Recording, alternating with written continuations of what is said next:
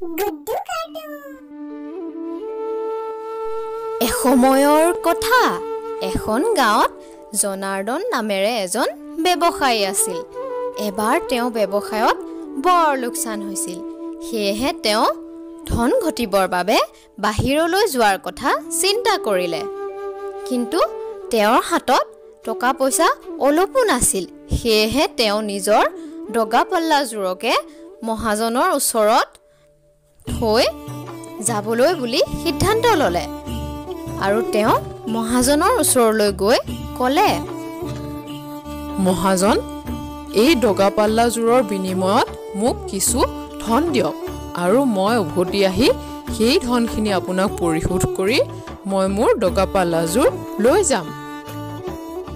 তেতিয়া মহাজনে ক'লে, ঠিক আছে, তেনেহ'লে এয়া লোৱা ধন আৰু তোমাৰ পাল্লাযোৰ থৈ যোৱা।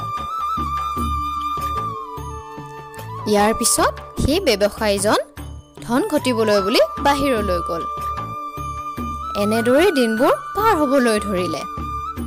বহুদিনৰ পিছত এদিন সেই ব্যৱসায়ীজন উভতি আহিল আৰু তেওঁ মহাজনৰ ওচৰলৈ গৈ নিজৰ দগা পাল্লাযোৰ বিচাৰিলে। তেতিয়া মহাজনে ক'লে,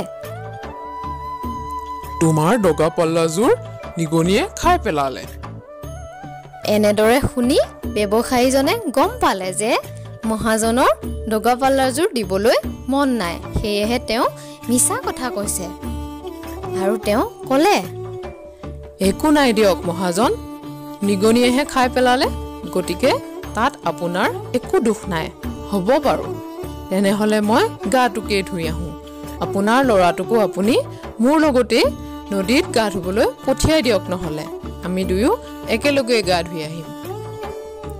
এনেদৰে ক'লত মহাজনে নিজৰ ল'ৰাটোক ব্যৱসায়ী জনাৰ্দনৰ লগত নদীত গা ধুবলৈ পঠিয়াই দিলে।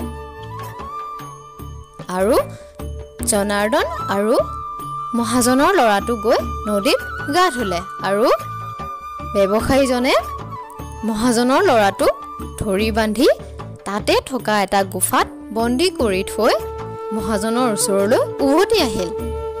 তেতিয়া নিজৰ ল'ৰাটোক দেখা নাপাই মহাজনে সুধিলে, তুমি মোৰ ল'ৰাটোক ক'ত থৈ আহিলা? ব্যৱসায়ীজনে ক'লে, তাক চিলনীয়ে উৰুৱাই লৈ গ'ল। আৰু এই কথা শুনাৰ লগে লগে মহাজনৰ বৰ খং উঠিল আৰু তেওঁ ক'লে, মোৰ ল'ৰাটো বহুত ডাঙৰ হ'ল, এতিয়া তাক কোনো কাৰণতে চিলনীয়ে উৰুৱাই লৈ যাবলৈ নোৱাৰে। এনেদৰে কোৱা শুনি ব্যৱসায়ীজনে ক'লে, কিয় নোৱাৰে মহাজন? যেনেদৰে নিগনিবোৰে মোৰ লোহাৰ দগা পাল্লাযোৰ খাই পেলালে, তেনেদৰে আপোনাৰ ল'ৰাটোকো চিলনীয়ে উৰুৱাই লৈ গ'ল।